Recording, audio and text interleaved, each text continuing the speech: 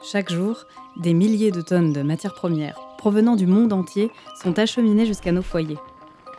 Mais ce qu'on oublie souvent, c'est qu'avant d'être importées en France, la production de ces matières premières peut avoir entraîné directement ou indirectement une surexploitation des forêts dans le monde. C'est ce qu'on appelle la déforestation importée. Et avec l'Europe, nous en sommes l'un des principaux responsables. Pour y remédier, le gouvernement français établit en 2018 une stratégie nationale de lutte contre la déforestation importée. L'Union européenne s'empare également du sujet et adopte en 2023 le RDUE, un règlement qui exige notamment que les entreprises européennes garantissent l'absence de déforestation causée par leur chaîne d'approvisionnement. Malheureusement, il existe aujourd'hui encore peu d'outils permettant de mesurer l'impact que nous avons sur les forêts. Et c'est là qu'intervient l'empreinte forêt.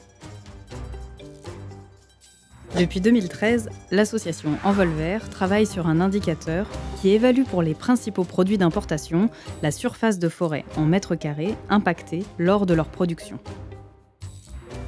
Puis, dans le cadre du Comité scientifique et technique forêt, l'association organise en 2022 une série d'ateliers mobilisant une trentaine d'acteurs issus de secteurs variés afin de mettre en place une méthodologie de calcul adaptée tant pour les institutions que pour le secteur privé.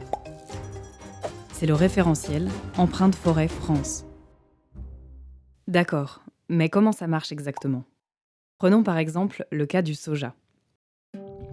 Avec chaque année plus de 3 millions de tonnes transportées vers la France, soit l'équivalent de 60 cargos, le soja est la principale cause de déforestation importée. Contrairement à ce que l'on pense, il n'est pas destiné à nos plats végétariens, mais massivement utilisé sous forme de tourteaux de soja dans l'alimentation animale. Le tourteau, c'est ce qu'il reste de la graine quand on en a extrait l'huile. Pour évaluer son empreinte forêt, il faut d'abord regarder d'où il vient. On dresse pour cela son profil d'origine. Il détermine la quantité annuelle de soja importée en France pour chaque pays de production à travers le monde. Et les 2/3 proviennent du Brésil. Simplifions donc le calcul pour le tourteau de soja brésilien.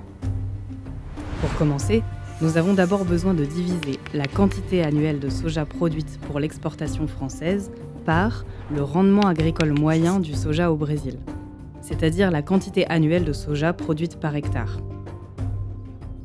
On obtient ainsi la surface agricole nécessaire à la production de tourteaux importés en France, soit l'équivalent de 5 fois la taille de la ville de Paris, mais seulement 0,99% de la surface totale de production de soja au Brésil.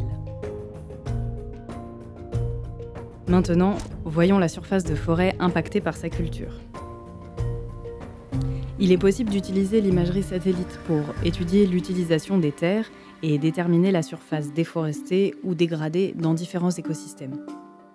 L'agriculture en est la grande responsable, avec 90% de terres déforestées et plus de 24 millions d'hectares de forêts détruites ou dégradées depuis 2008.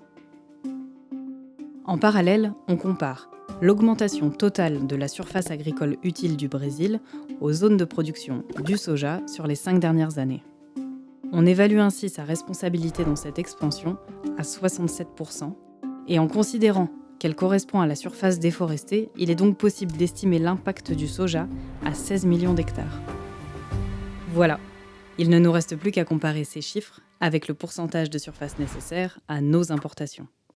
Et l'on obtient finalement une empreinte forêt d'environ 150 000 hectares pour la consommation française annuelle de tourteaux de soja brésilien. Une petite partie de l'empreinte forêt complète de la France, pour laquelle il faudra reproduire le calcul pour chaque année sur l'ensemble des pays d'exportation et pour toutes les matières premières et produits à risque. Bien sûr, toutes les méthodes de production n'ont pas le même impact et ces résultats peuvent être pondérés par la prise en compte de critères qualitatifs comme des certifications, des engagements sectoriels ou des politiques publiques. Mais quoi qu'il en soit, nos approvisionnements ont un impact réel sur les écosystèmes naturels. Pour rappel, la surexploitation de nos forêts menace 80% de notre biodiversité. Elle est un des principaux émetteurs de gaz à effet de serre dans le monde et augmente drastiquement les risques de sécheresse et de catastrophes naturelles.